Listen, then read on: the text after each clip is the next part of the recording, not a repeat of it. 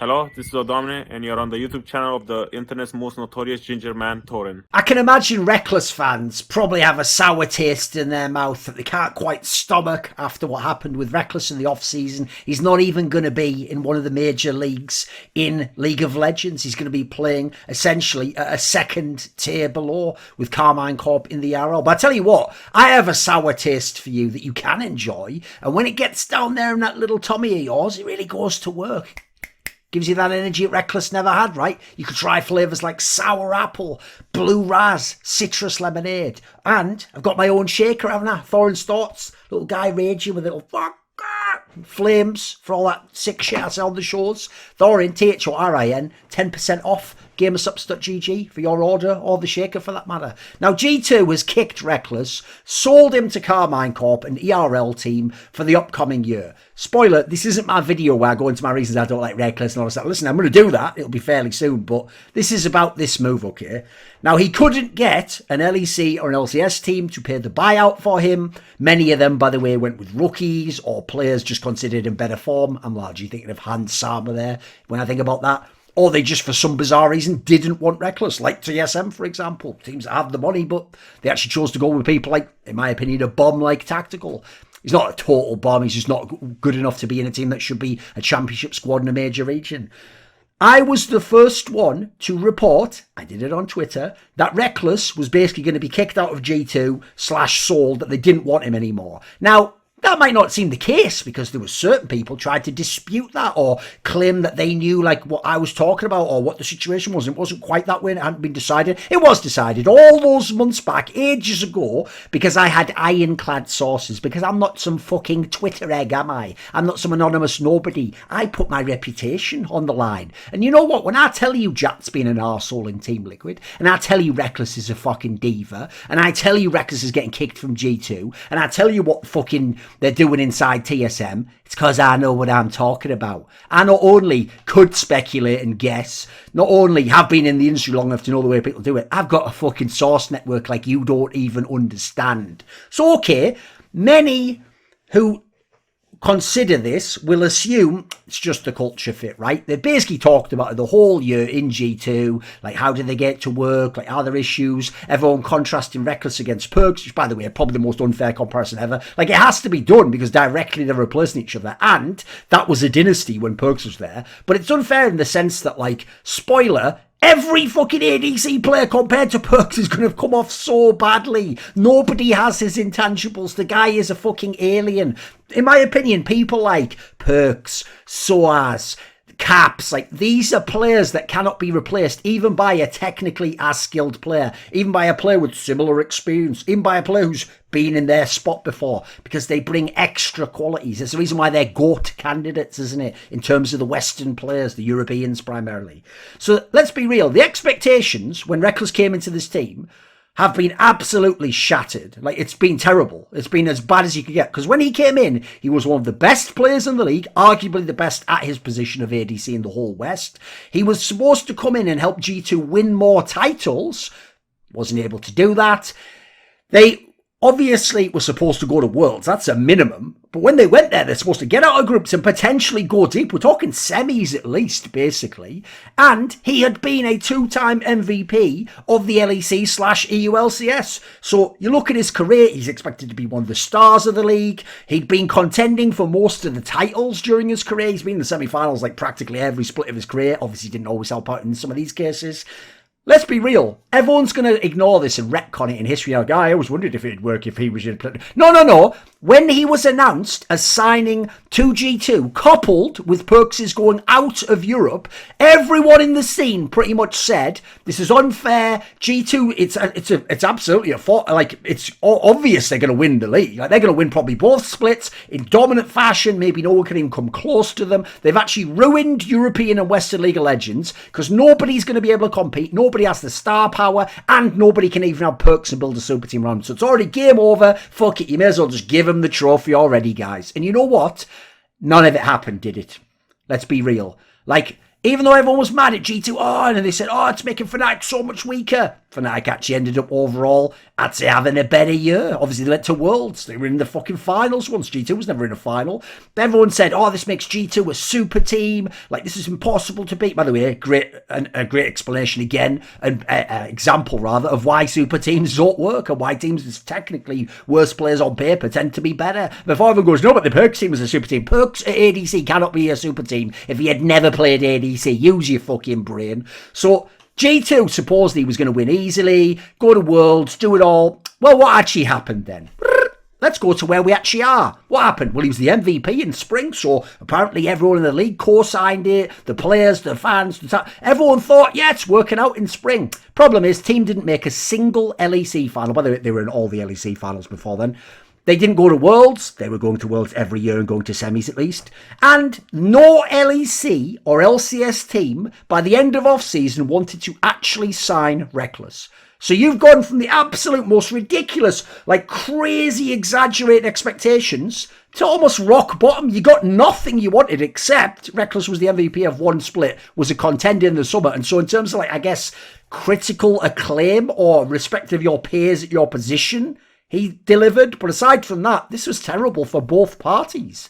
So let's consider, right, break it up into sections. Let's go with play, personality, and problems. PPP. Not talking about one of those little loans that people get here. Although, by the way, even if you had a loan, nobody would fucking buy Rekkles, apparently. So, the eye test, let's be real. The eye test and the stats show that Rekkles was a good player. He was, let's not even just say he was a good player. Like, he was one of the best ADCs in the whole LEC. It's not a reasonable statement to make, especially when we're talking just individually looking at what he was doing, how he played ADC. Now, my problem is, even though he was one of the best, if we're going to talk about a superstar in the league, like a player that can just like Neo-style break the matrix, they can just break open a game, when the game's against him, this guy's going to put the team on his back. Yeah, he ain't that player. So unfortunately for me, it's why I've always thought Rekkles' problem is, even though he has the skill set to be maybe the best player in the LEC, his mindset and the playing style he chooses means he will nearly always just stay on that cusp between very good and truly great. And depending on the meta, the type of teammates around him, and how the coach coaches these people to play, if you don't get all of that almost perfect, or at least like fitting in really well with some nice band-aids, you actually won't get the Rekkles that can be an amazing player. You'll get just a good player who his results might not even impact what the team does. He might be disconnected to some sense. So in my opinion, he was at a minimum just good, and at times he was very good. I do think the whole time though, if you go and look, he always looked somewhat disconnected from the team concept, some of the macro concepts, when they wanted to fight, how they grouped, how the different lanes played out. And quite frankly, this team looked significantly worse, or maybe the better way to say it is more limited in terms of ways to win than when they had Perks. With Perks, they seemingly had an almost infinite number of ways to win, ways that you haven't even thought of at this point in the game. With Rekkles, you could always sort of see the kind of ways they were going to win and how they had to play it out. And if they played it out well, they could win and they could be one of the better teams in the league, but they weren't nearly as dangerous. They really did just become a team of really good players, or some good players. Some of them obviously had bad splits and bad seasons, right? So my issue is they lost everything that made G2 this epic team to watch. Their mid-game style, the shot calling, the charm, the swagger, the balls, the sort of willing to play a game of attrition. They lost a lot of that. A bunch of the other players couldn't make up for it, and then Rekkles was just a good farm out the game ADC. Do damage, but don't always do maximum damage because you don't want to risk dying. Yeah, I had my issues overall with some of it, especially because I don't think the team fit how he was playing. I don't think he was playing fit how the team worked, so that's what made it look silly, even though in isolation, certain aspects were fine otherwise. If you think about it, past teams where it started to go to shit, you might not know as much of this if you haven't watched my content, but I always tell you, it nearly always goes like this. Oh, we're having problems in the team, maybe between players, maybe someone individually is playing bad, maybe the team's losing games. They nearly always, when shit hits the fan, revert to time to play Rekkles' game. And that means they play through Rekkles and through bot. And sometimes that means even lanes go down there. So that means Caps plays through bot. That means fucking Bwipo runs all the way down in Season 9 to help out Rekkles and get ganks off in bot. And that means all sorts of crazy shit comes and happens. So in my opinion, most of those were coach-approved band-aids. And if you go through, I'm not exaggerating, you could look at Season 6. They had to go through Rekkles. He was one of the only good players they had. Season 7. On paper, they have promising players. They end up having to go through Rekkles again. again. Caps isn't ready. Season 8, Caps in theory is the best player in the entire West. Still have certain points in time when they play through Rekkles. That's it, especially at Worlds, by the way. Then you come to Season 9, the Band-Aid team. The Band-Aid was everyone play for Rekkles, basically. So, like, let's be real. This has happened time and time and time and time again. Now, here's the problem. If you're Doublelift, or Uzi Eye, or Deft, or Ruler, I will play through you as ADC from day one. But that's because you're a superstar AD carry. Of course I'm going to build my team around my superstars. Here's the question. It's why does we revert to that? Why isn't that the style from day one? I'll tell you why. Because I don't actually think overall it's necessarily the best style to be the best team. It might be the best way to win with Rekkles, but here's the irony of ironies.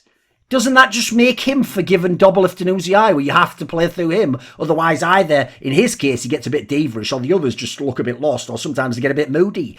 I mean, that's a criticism laid at the feet of some of those players. In fact, when Rekkles is winning with the amazing mid laners, people are, oh, see the way he's willing to sacrifice it. No, he's just not someone, he's someone who is a diva, but he doesn't want to necessarily elucidate why he's being a diva. You have to figure it out, mate. And the fact that, you know, for weeks and weeks, maybe you should have been playing through me. I'm not going to do your job for you, mate. Anyway, I won't go into that too much. That'll be for a separate video.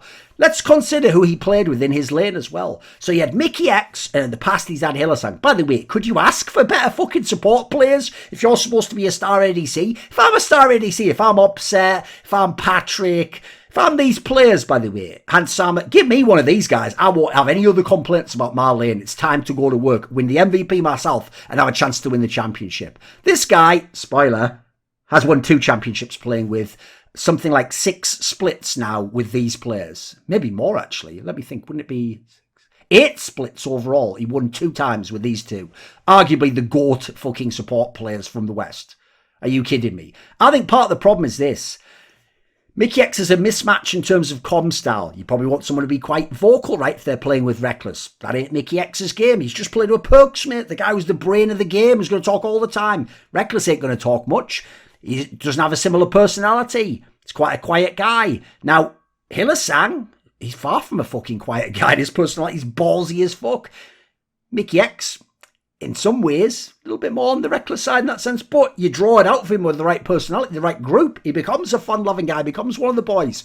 Playing style, now I'll say playing style, Hylissang and Mickey X have a lot more similarities than they have differences. The problem is this, Hylissang in some ways almost forced Rekkles out of his comfort zone and or just drew other teammates into making plays, like make plays around mid, so that Rekkles doesn't have to. Rekkles can just sit in 1v2 farm if he wants. Whistle and we're going to make plays. Hylissang's a guy where he's almost like infectious. When you play with him, you want to just get mixed up with fights. And you want to do what he's saying. You want to get... Listen, if Hylissang says it, why aren't we go for it? Like, in my opinion, if you play with Hylissang and you don't go in after he goes in, you're just a cunt who doesn't want to win. Like, he won't make the right choice all the time, but you've got to love a player like that with the balls to engage like he does. This guy, at least, he might not have the best playing style in terms of, like, the ultimate playing style, but what a winner. What a great mindset. What a great teammate to have, by the way. And the fact that I'd heard stories in the past, maybe Rekkles was among the people who wanted Hylissang cut.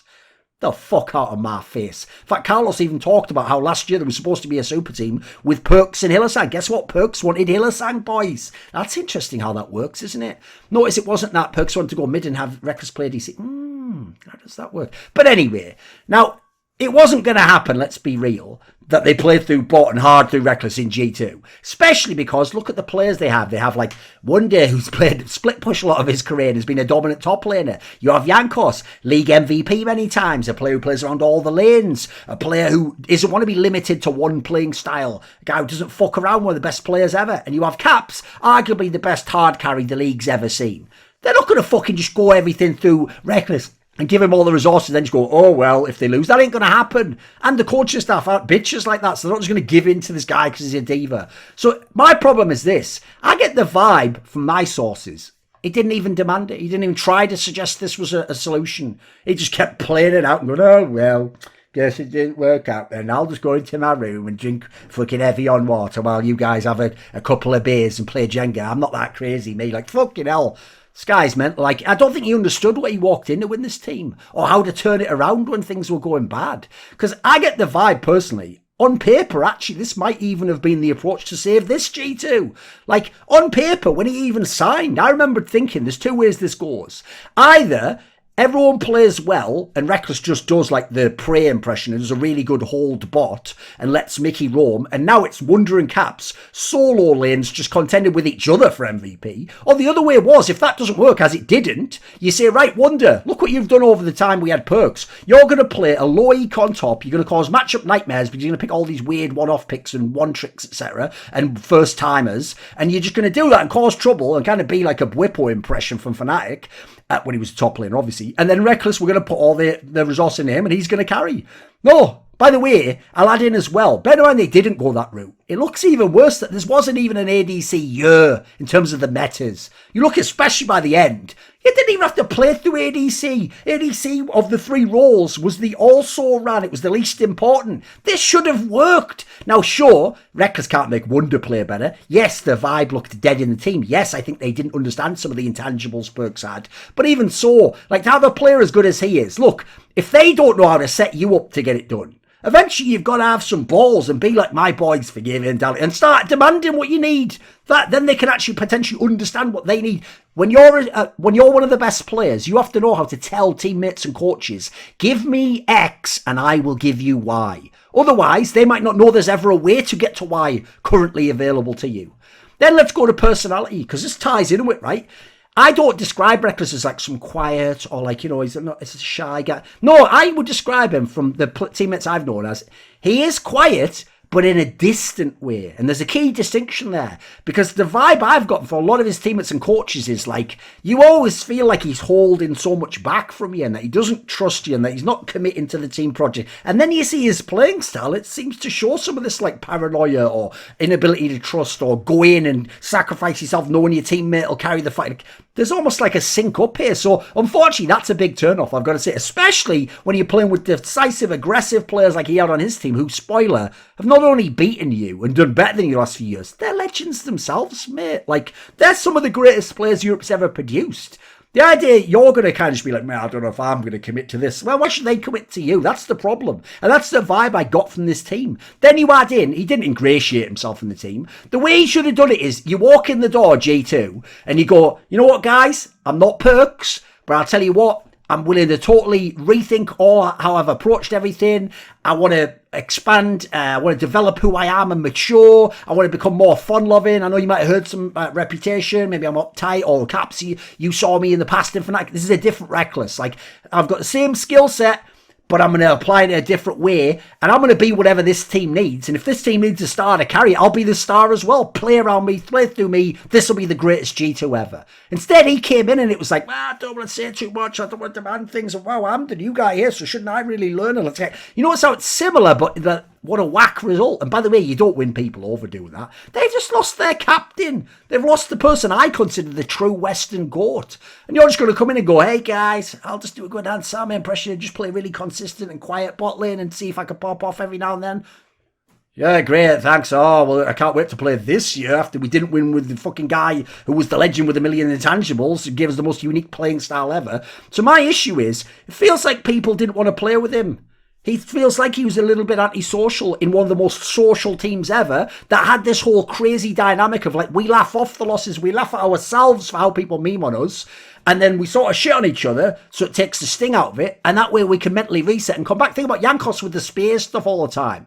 Did you ever see Rekkles sort of make a joke about himself with Jin and stuff? By the way, if he did, someone else wrote that for him and told him, star in this and try and crack half a smile at him. People will fucking love it. Like, the guy, he never seemed to buy into the G2 mentality. And the dumbest thing about that is, you're all going to think, because of how the last few years went, G2's about winning. G2's about winning in the sense that, yes, they're trying to make teams. But if you'd fit their culture and you'd been a massive hit with their fans and gotten the team to have a great sentiment, you wouldn't have had to win. You could have stayed as well. Even with these results, it would have been a different vibe to it. But then you've got the sense that, like, you aren't their people, mate, and you've sort of been fucking exiled from the village. You're in the wilderness now. Yeah, you have been scapegoated a little bit. You and Wonder, sure, of course. But you know what? Wonder for playing like shit half the time.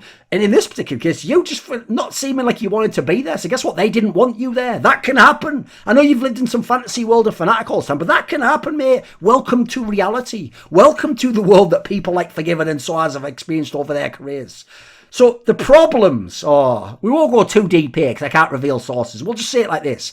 Rekkles seems Not only in his Fnatic career and Elements and all the rest of it, but with this team as well. He seems to deal with stress very poorly and just turtle and keep it inside, basically. And then let out the odd sort of like emo fucking social media post or make some illusion or obviously cry. And when he does that, the worst thing about this is what people don't understand. People are going to get so mad because they're going to go, how dare you say that a man shouldn't cry? Never said that at all. What I'm saying is this. If you're a man who's supposed to be a star and a leader and you cry in a manner that seems frivolous, like you're just overly sensitive or you're just only thinking about yourself in a narcissistic way, or you're just like, it's like you're only thinking about your emotion in that moment and you're not thinking about the bigger picture or how to support you.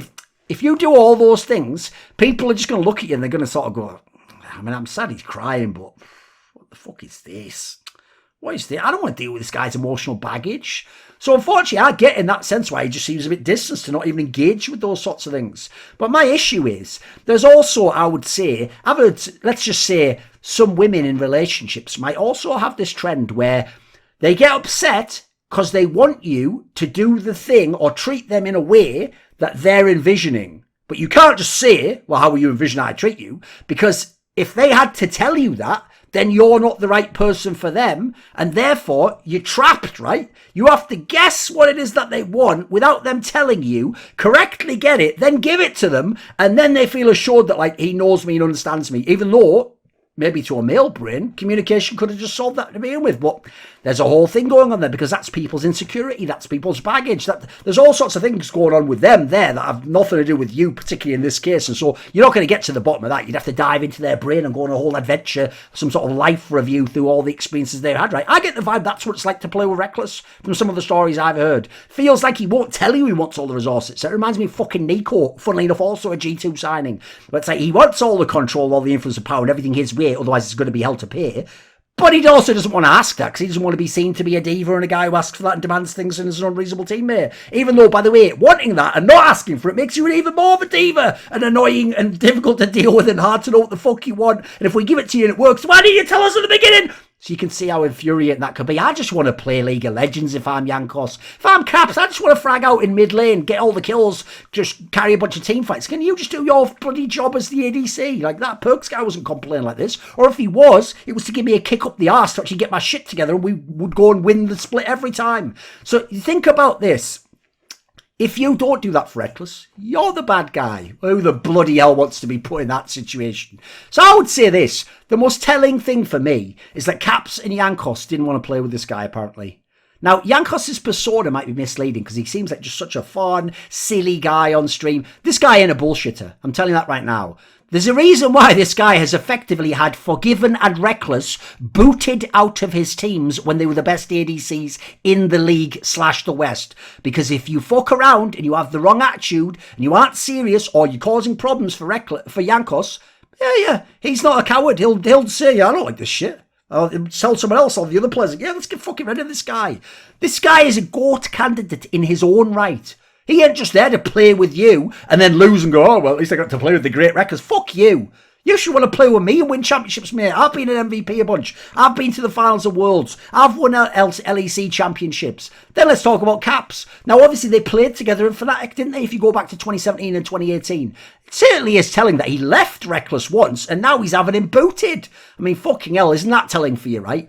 A guy who's a fun-loving guy, likes to have a good vibe in the team. Well, yeah, you know what? Rekkles is antithetical to that. And even worse, he doesn't seem to fully be cognizant of his own flaws in the sense that he's come up with strategies to explain them to others and to offset them. One thing people wouldn't understand, I do this myself. I will tell people who are in my life, oh, I have certain character flaws in this way. It comes from this certain baggage and experiences I had in my life. So on this side of a day, you know what? I can tell you right now, I'm already in a bad mood in this particular way. I'll try not to, but if I'm a bit pissy later, understand I've come in with a different mindset. It's not you. If you do that for people, that is a secret to making relationships work. You're actually giving them the secrets, the keys, the playbook, the blueprint as to how you tick, and they can now start to apply that and make things easier. Did this guy ever do that? Did he fuck, as far as I can tell? So think about this. 2 GOAT candidates basically told you, get the fuck out. By the way, boss, I'd like to play with anyone but this guy.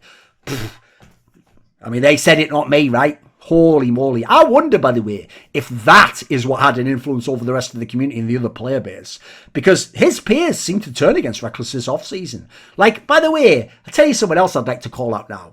Where are all those other orgs in the West and players and big star players who come on my shows, my talk shows, and try to battle me about how good Rekkles is and about how he is the best ADC and he is a great player and a winner and all this great shit. They love to defend him or call him the best or call me out for criticising him when he's on their shows. So, okay, I'll say the same thing I say when you're on those shows. Tell you what, you sign him to your team. You play with him in your team. Do that. Put your fucking money where your mouth is. Skin in the game, baby. Do that and I'll start to believe that you actually think that. My problem is I think you say it for free brownie points, you pander to the crowd, or you have an idea of what Rekkles is like and what it would be like to play with him. Maybe he's beaten you and you think, of course I'd make it work, and then with me he'd be good. Yeah, but you know what? It's different when the push comes to shove. I actually had a similar debate like this with Perks on I can't remember if it was Listen Local or Crackdown, maybe Crackdown. And basically at one point when we're disputing, I just basically say the same thing. I say, okay, what about that? How about this then? You play with him then. You have him as your ADC for a few years and see how you like it in the clutch or when you have to try and win worlds or a massive championship. And you know what? When I did that, I know it's because Perks is a real one. He sort of backed off it a bit and was sort of gave it up. But yeah, I sort of see what you're saying.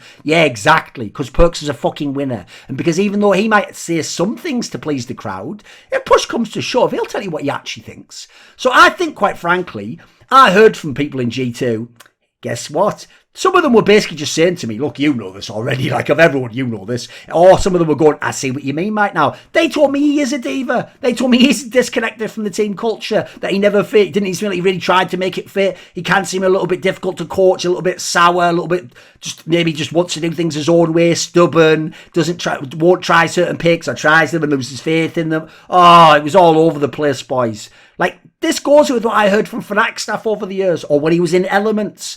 These guys, for some reason, though, never fully get it until they work directly with him. When they work directly with him, suddenly I have them all in my DMs telling me, bro, you were right about this. Oh, fucking hell, I see what you meant all those years. Exactly. Now, another factor I think that did cost Rekkles is, even though to me 25's fine, Rekkles isn't a normal 25, because he's a 25 that's a lot of wear and tear on the tyres. This guy's been going hard as fuck since he was, 16, 17, 18? Like, this guy has been going non-stop. So he has got he's had an incredibly long career. He's one of the longest tenured players in League of Legends, especially at Tier 1. Admittedly, he's not at Tier 1 anymore. So as a result, unfortunately, everyone wants youth now. Everyone wants someone you can have for 3 or 4 years. I don't know why, because League of Legends still is a fucking 1-year sport, where next year, even if you win, you sometimes sign different players. So I don't know why they're still acting like you're making a 10-year squad here. Those don't exist, but okay. So this is an issue. I do think that puts some people off. Wouldn't put me off, but I'm a different type of GM. Imagine that. I'm one of the only GMs that have bloody signed Rekkles to an LCS or LEC team. That's where we're at, boys. And the last thing to say is this, and I agree with Carlos on this. The sponsorship value angle alone tells me that some of these orgs are a fucking joke business-wise. They must either A, be incompetent, or B, know they don't have the people who could sell these sponsorships. If you have the best sponsorship, if I have Jack from Cloud9, Steve from Team Liquid, Carlos from G2, and I tell them I've given them some like Rekkles, they're going to do what they did here. They're going to get him a Ralph Lauren fucking sponsorship. They're going to get all these aspects built around him and the brand that he has and the loyal fan base and the worldwide acclaim. Why the fuck don't these teams want him just for that alone? Because I tell you what, they know they wouldn't be able to make use of it. It isn't upside for them. So the thing is, to me, I think it's amazing that G2 didn't consider using Rekkles again. Once they knew they weren't going to sign Hansama, he's going to Team Liquid, and apparently Rogue wouldn't sell him to G2. Imagine that, Rogue, an EU top team not being willing to sell to G2. Well, that'd be the end of the world if G2 did. Oh, it wasn't G2 did it, so that's totally fine. Well, it's almost like Fnatic fans run and ruin Reddit, isn't it? Then you have the scenario where they maybe wanted Kazi, but he's gone to this Vitality super team on paper with Perks. Okay, maybe wanted Kazi. I don't know why he'd want Kazi over fucking Rekkles, but okay, whatever. Guess he's a bit more ballsy, a little bit more decisive, right? I would say Rekkles is the better player. This is my issue. When it comes to they're getting now flacked, you tell me this guy's better than Rekkles? I don't know about that. I think that's questionable as fuck right there. Like, to me, the fact that they're replacing Rekkles with a massively inexperienced player who doesn't even have a big name, even in terms of hype, that tells me the fact that they're not even saying we're going to upgrade the skills or the strength or the experience, none of those, that is very, very telling, because either that means that's a massive indictment of G2's opinion of Rekkles, or that's a massive indictment of G2's opinion of players. Like, either G2's wrong or Rekkles is wrong in terms of how he's playing. Like, this is something's gone really wrong here, boys. So I personally have got to say, you're not going to expect this ending. I think it's fucked up that he isn't an LEC or LCS. I think these teams are fucking themselves up. Not G2. I will say I would choose him over Flack, but then again, I understand the personality fit and I understand that part could ruin the team, but I still think he's a better player than that guy. So I would maybe gamble on it and try and find a way to work. I personally just want him to have a coach that will break this bullshit mentality and just get through to Rekkles and make him realise, look, you've got a couple of years left in your career, but these could be amazing careers, amazing years, especially with your experience, your skill set. Let me help you expand your game, make you comfortable, get you the right players, build the relationship. I would try to do that. I would rather put that effort in than start all over with a brand new guy, but I'm a different guy. Now let's go beyond G2. The idea the LCS doesn't want Rekkles. Are you out of your fucking mind? First of all, it's the marketing league, and he's the biggest name you could market right now. Secondly, he would be the best ADC in the entire region. Like, his main contender is FBI. FBI's a massively inexperienced player compared to Rekkles. Hasn't got half the career accomplishments, and I don't know if the meta's just going to go completely away from FBI. I haven't seen him play long enough. I only had a couple of years of him being a top player. LEC, I still think it's wild he didn't get an LEC spot. This guy would make Mad Lions, Rogue, Misfits. These guys could be champions if they had him. Like, the idea, especially the Misfits one, they're picking Neon over Rekkles. Right? This is one of those ones where it's like, if I had Deficio on a show when he's in LEC, he'd be telling me all the time how brilliant Rekkles is. What, do you want fucking Neon over him? Neon is like an LEC level ADC. Like, he is average or slightly below average. The idea Rekkles isn't better. See what I mean? When push comes to shove, put your money where your mouth is, skin in the game. We see what these motherfuckers actually think. Because, like I say, it isn't like he's just fallen off a cliff. It isn't like he had a terrible year and his game's just washed completely.